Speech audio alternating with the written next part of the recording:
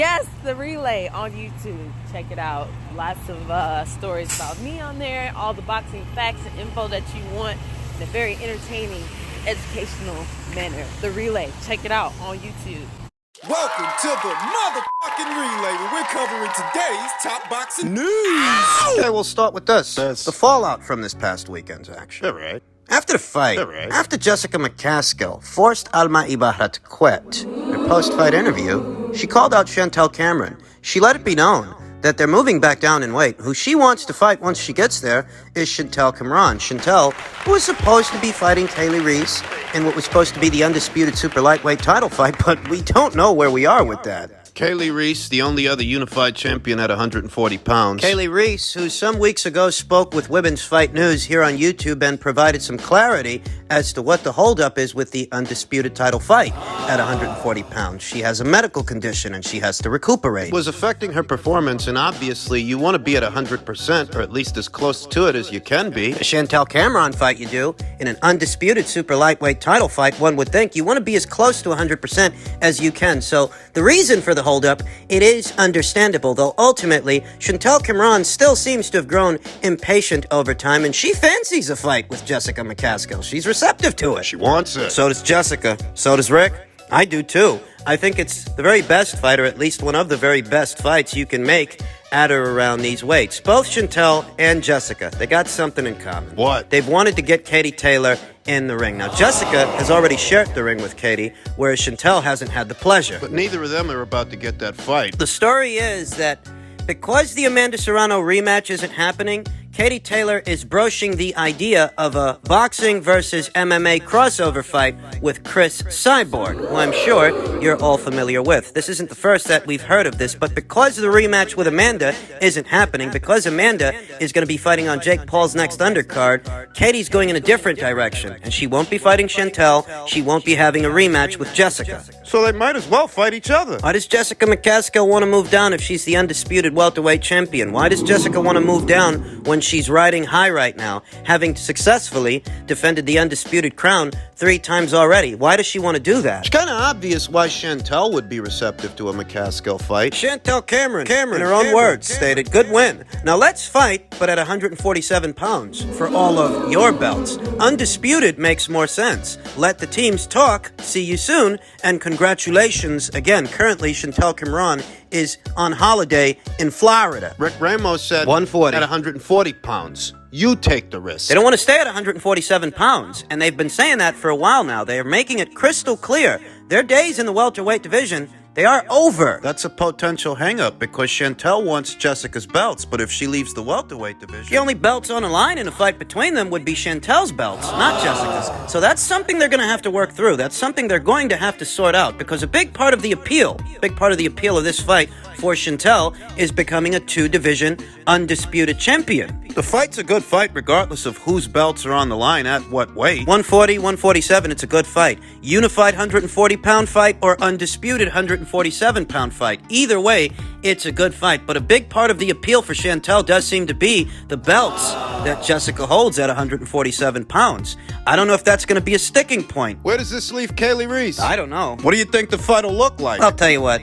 I think that Chantel Cameron is more equipped for the job than Alma Ibarra was. I did go with Jessica McCaskill to win the fight, though I thought she'd win on points. I never imagined that she'd make Alma Ibarra quit. I didn't see that coming, though I did go with Jessica. This fight with Chantel, it's a different fight because Chantel has a mean streak the same way that Jessica has a mean streak. They're both spiteful punchers. But one of them is a lot more technical, a lot more fundamentally sound than the other, not Chantel Cameron. Remember what I told you ahead of the Ibarra fight. The key to beating a good pressure fighter, you have to alternate. You have to alternate between being the aggressor and being the defender. This is an area of strength for Chantel Cameron because she's fundamentally sound enough to be the defender, to fight off the back foot, but she's spiteful enough and mean-spirited enough to be the aggressor when needed, when necessary. We saw that in the Mary McGee fight, which I think was adequate preparation for a Jessica McCaskill fight. That is just what the doctor ordered. We found out a lot about Chantel Cameron in that fight. I think Chantel found out a lot about herself in that fight. Invaluable experience, the kind of experience she will need to draw from if she does end up. If she ends up sharing the ring with Jessica, the experience from the Mary McGee fight will come in handy. You have to alternate. There's no two ways about it. You can't spend so much time being the defender, spend so much time on the back foot that it starts to look like you're retreating from Jessica, though at the same time you can't sell out. You can't spend so much time on the front foot that you're essentially giving Jessica what she wants. You have to alternate. Alternate from offense to defense and toggling between the two. That's something Chantel Kimron can do. The edge in power and experience has to go to Jessica McCaskill. More physical fighter of the two, though Chantel Kimron, physically, she's a strong puncher and a strong fighter herself. Hell, I've seldom ever seen her get tired. She didn't lose a single round in her last fight. Fight with Victoria Bustos, though at the same time, being honest with you, I don't think that same Victoria Bustos would have been able to go the distance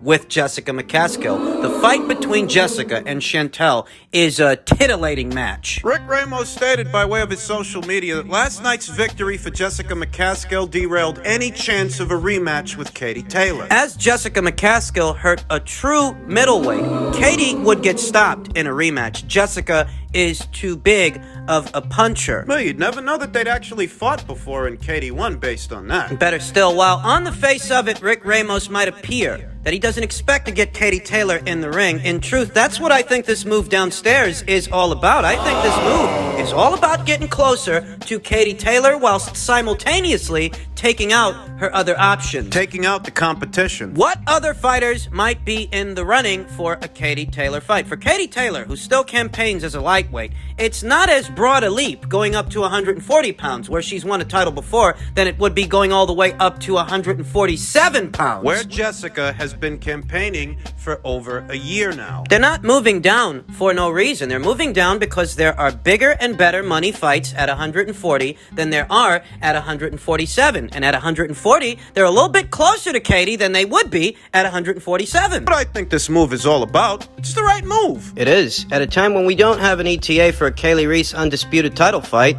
this'll do.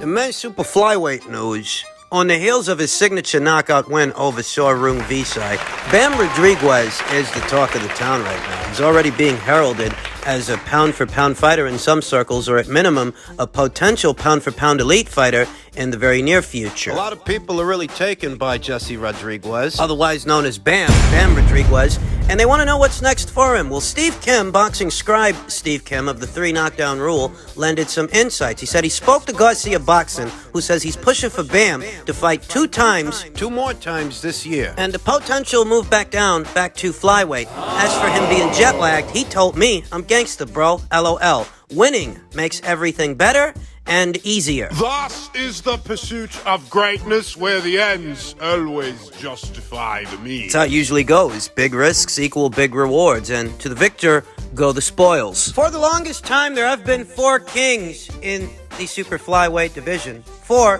5 arguably, with Japan's own 4 division champion Kazuto Ioka, who in many ways is the 5th. Though in others is the odd man out. Just as accomplished, though he hasn't mixed it up with the other 4 kings. 22-year-old Bam Rodriguez has just defeated 2 of the 4 kings at super flyweight in sequence, from Carlos Cuadras, a signature victory over Carlos, to an even bigger and better signature knockout over Sorung Visai. Now what people want to see is Bam Rodriguez versus Chocolatito.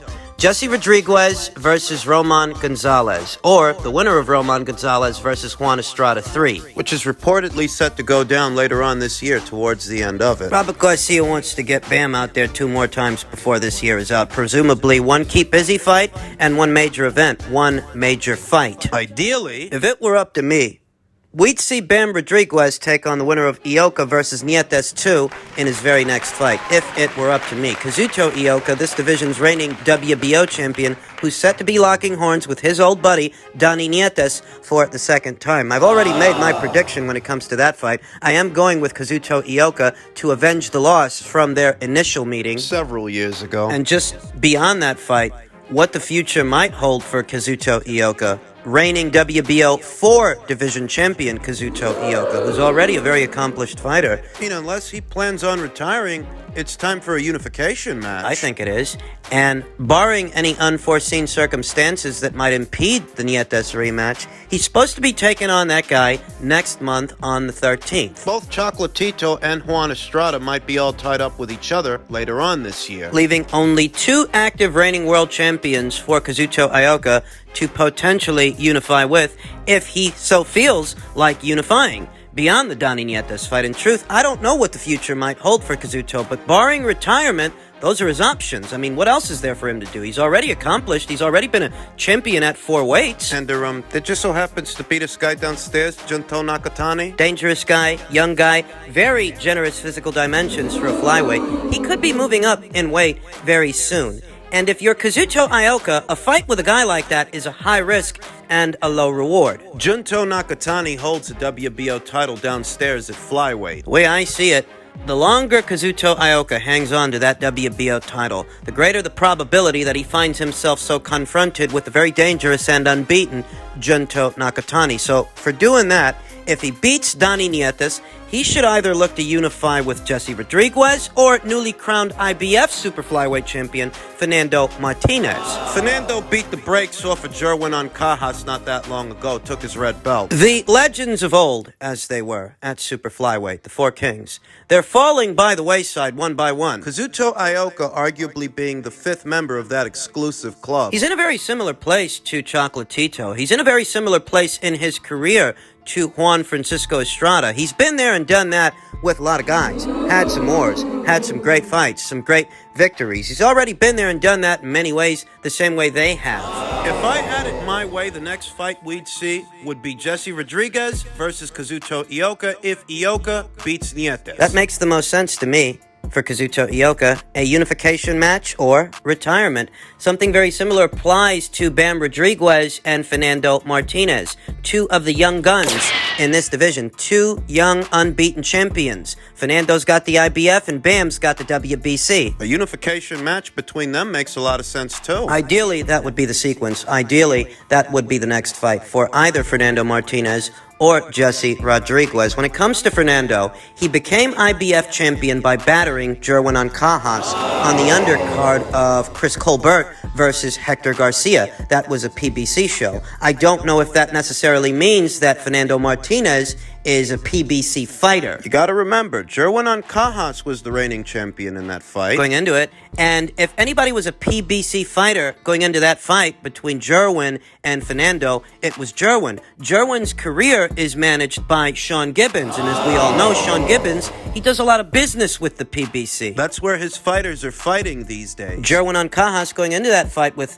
Fernando Martinez, he was the reigning champion. He held the IBF title, but he lost it, and he lost the fight. So, what does that mean for Fernando? Should we expect him to fight on PBC shows moving forward, or is he free to move around? The question is Fernando Martinez free to fight on any platform? If an offer were made to him by way of Matchroom to come over to DAZN and unify titles with Bam Rodriguez, is he free to take up such an offer? Because that would be the biggest bang for your buck fight for him at this time. Fernando might have beat Jerwin, beat him decisively, but he's not making the waves in this division that Bam is making. Outside of the 4 kings, outside of the established names like Chocolatito and Juan Francisco Estrada, Bam is the talk of the town at super flyweight. And people want to know what's next for Bam. Dake Jonovan stated, lots of people are clamoring for a Bam versus Chocolatito fight next. Bam has openly said, at least to me, that it would be a last resort for him, as they both fight for Taken and are like brothers. That's the beauty of being able to compete in multiple weight divisions. Plenty of options.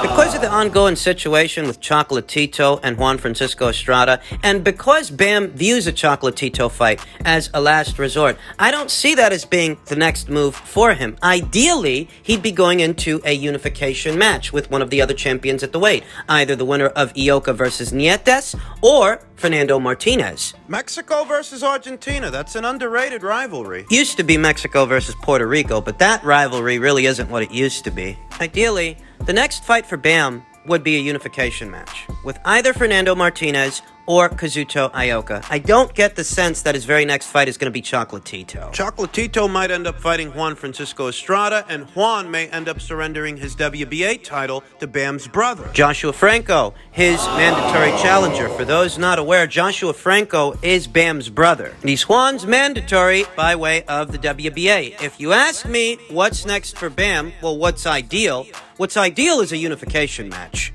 Fighters and other promoters and managers are realizing that, look, we must make these fights now. I mean, there's no time to marinate anything.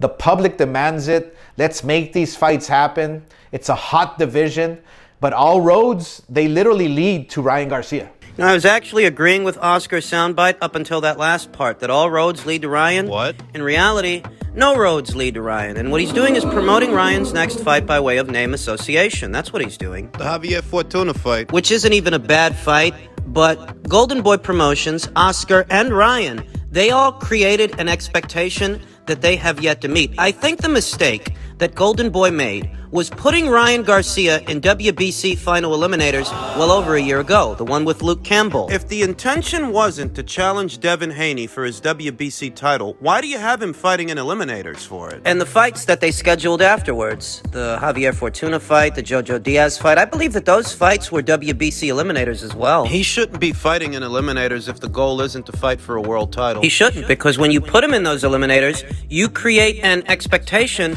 that you have yet to meet, and when you don't meet it, it reflects poorly on Ryan. Let's just be honest with each other, and let's be honest with ourselves. If you don't think he's ready for the Vasyl Lomachenkos of the world, and you don't feel quite confident that he can beat Devin Haney, you shouldn't put him in WBC eliminators that put him in position for those fights. You shouldn't mention Gervonta Davis if you know that Leonard Ellerby's not going to send him to DAZN, and you're not about to send Ryan to Showtime. You're creating an expectation that you can't meet. If the goal is to let him develop as a fighter and let him develop his marquee value. You know, the boxing fans are fully aware of how political this division is and what fights are possible and what fights aren't possible. I mean, few idiots aside. Boxing fans know which fights can happen. And that's why Virgil Ortiz, yet another Golden Boy Promotions fighter they're grooming, that's why he doesn't get anywhere near as much flack as Ryan does, because Ryan goes shooting off at the mouth, and so does Oscar. All you're doing is writing a check your ass can't cash. Creating an expectation you won't meet and garnering negative press when you don't meet it. You know, Ryan Garcia does pretty good at the gate all on his own. He generated over $1 million with Emmanuel to go. You don't need to keep hoodwinking the boxing fans in order to sell his fights. He has his own little cult following that he can continue to develop over time. Oscar has given out advice that he's not ready to take himself. He's urging other promoters to make fights, but he's the one who stopped the Munguia versus Charlo fight from happening. He never lifted a finger to make the Devin Haney fight. Now Devin's got better options than Ryan does. No roads lead to Ryan Garcia. No roads lead to Ryan Garcia. None. Who needs him? What's he got that anybody wants? Him and Gervonta are peas in a pod. They're doing the same thing. Teofimo's left the division and Devin's undisputed. So who needs Ryan?